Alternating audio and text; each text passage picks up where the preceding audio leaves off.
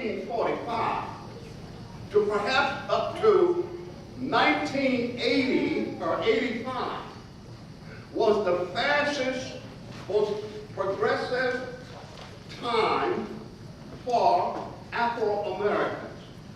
From 1945, right after World War II, from 1945 up until 1980, when Ronald Reagan took over the presidency of the United States, it was the fastest, richest growing time, advancement economically, educationally, and spiritually in our lives.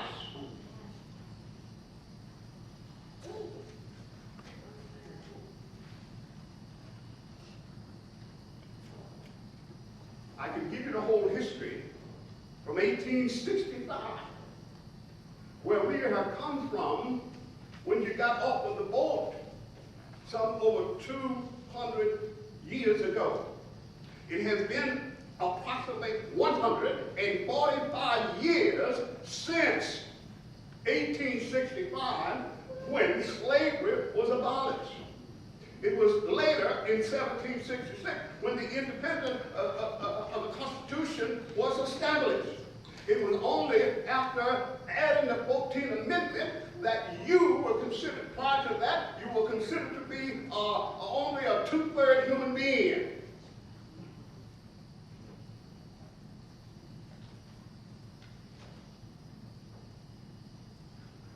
I want to appeal to our young folks. Because I'm looking, Brother Thomas, at this church. I'm looking at this church. And what I see here is a drastic decline, not because what we are not doing, not because what we should be doing, but it's because of the satanic power of the diabolic one who has infiltrated not the church, but has infiltrated our homes. Amen.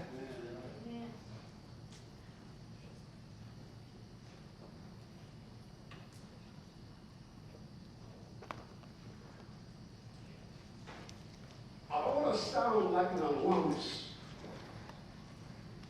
but I seriously believe that we are at the crossroad in history. And we need to address this serious problem that is confronting this and the next generation of young people.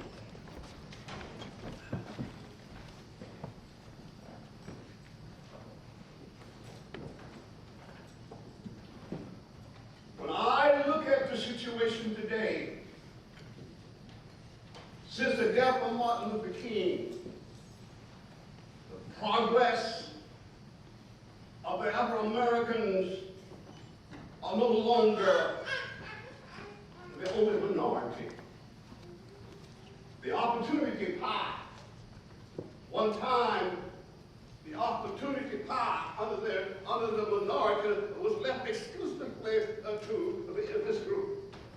But the pie, the opportunity pie there has gotten smaller. There are only 8 pieces, serving pieces in a pie. And that pie has gotten smaller and smaller. Because there are others now are saying that they also are minorities. Therefore, they need a piece of the opportunity pie. Are you following me? The pie of opportunity has gotten small. We one time were, like for instance, we had 37 million. The population of the United States just last year, when they took the census, was 803 million people in the United States. Since the death of Martin Luther King, progress has declined. Education has lagged. I'm going to point some statistics out that is alarming. Economically and spiritually, the civil rights movement have almost disappeared. The equal opportunity law is no longer possible. The Afro-Americans are no longer the only minorities with the opportunity pie.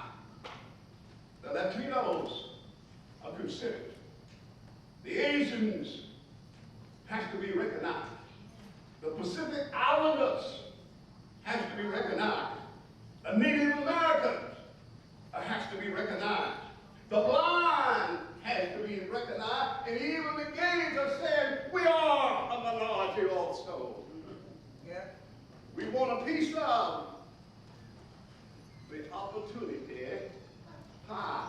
The pie of opportunity has gotten small. When I see our young people today, the Martin Luther King dream that he espoused so well, that he articulated so well.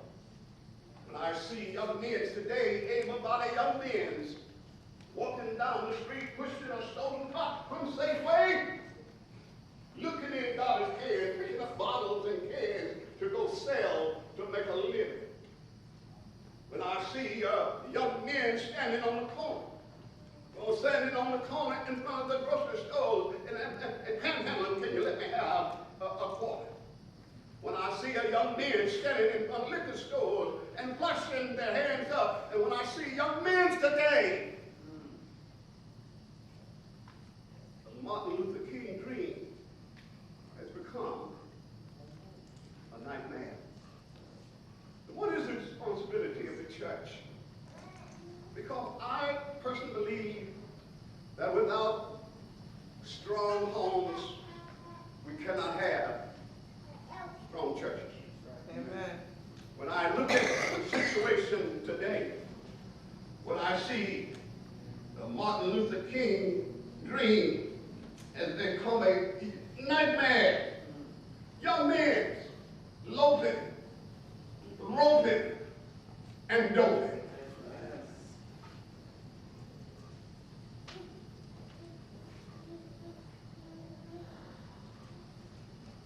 The situation is grave. Where will the next generation? This generation cannot even buy a home.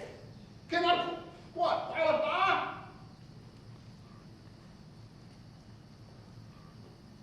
It used to be when we got old. The young folks do clear there. Old folks. But now,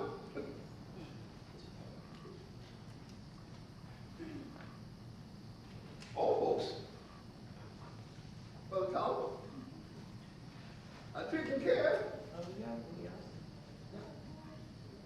young folks.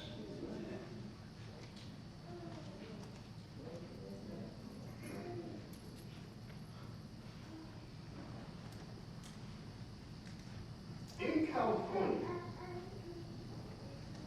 just a few months ago,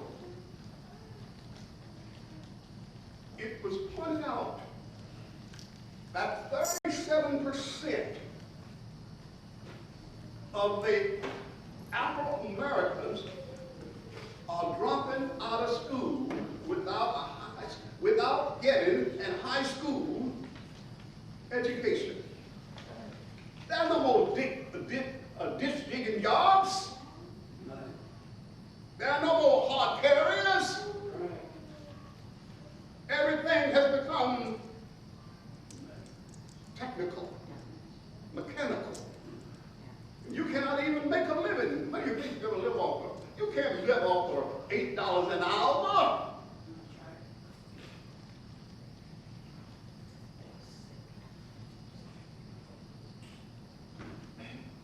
Nightmare.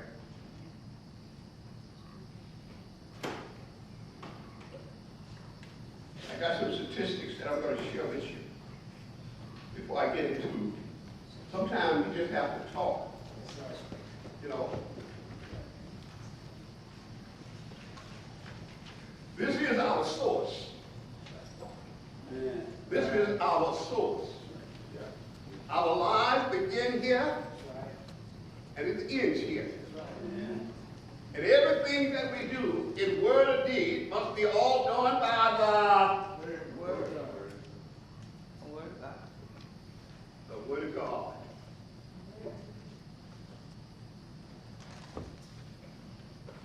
But we have to address these issues, church.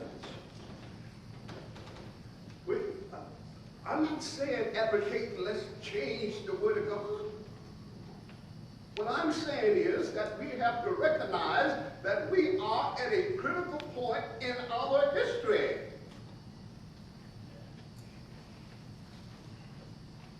Where do you think that we got to where we are at this time in history? It was because God was the center of our lives in the home and in the community. Amen. Other people used to go to the civic clubs, Kiwanis clubs, country clubs, and they formulated ideas how to increase and how to take care of the children, the homes. What did we have? Nothing but the church. Amen. It has always been, it always should be the center of our lives and activities. Amen. Let me tell you something. Let me give you some fast statistics. In this, here's some statistics. Put something on your mind. If your parents would die tomorrow, what would you do? Where would you go? What do you say? Start again. And you think your parents are antiquated, outdated, and they're old, and they don't know what's happening? The American population, 803 million people. The African American population is about 13%, which is 37 million people. 40% are incarcerated, on parole, or in the cemetery. 37 million. 40% are in prison, on parole, or in the graveyard.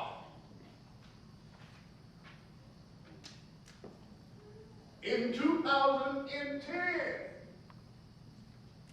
95 murders, homicides in Oakland alone. 71 of them were Afro-Americans.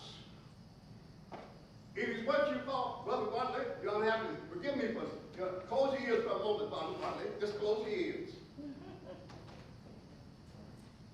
71%, I'm sorry, 71 that died last year was Afro-American. And who did it? Oh yeah, the police killed Oscar Grant. Oh yeah, the police killed my brother-in-law's Derek Jones. Yeah, that was a crime. But that does not change, church, that 71 young people lost their lives last year, and it was not by the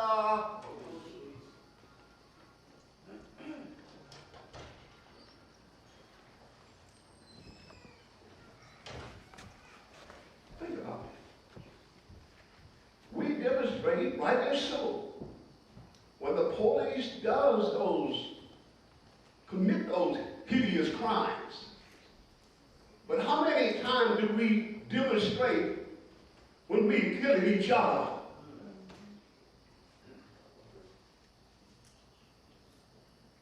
When Oscar Grant was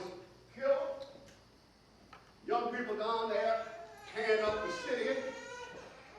We got one store downtown here. Serious. Hire people that need jobs, and we down there tearing it up.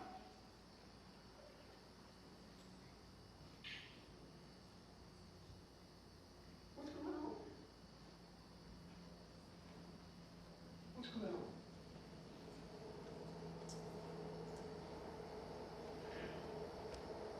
Church, I just want to demonstrate something, just for a few little while. I just want to demonstrate something that if you have your Bibles, I want to do it. This is serious.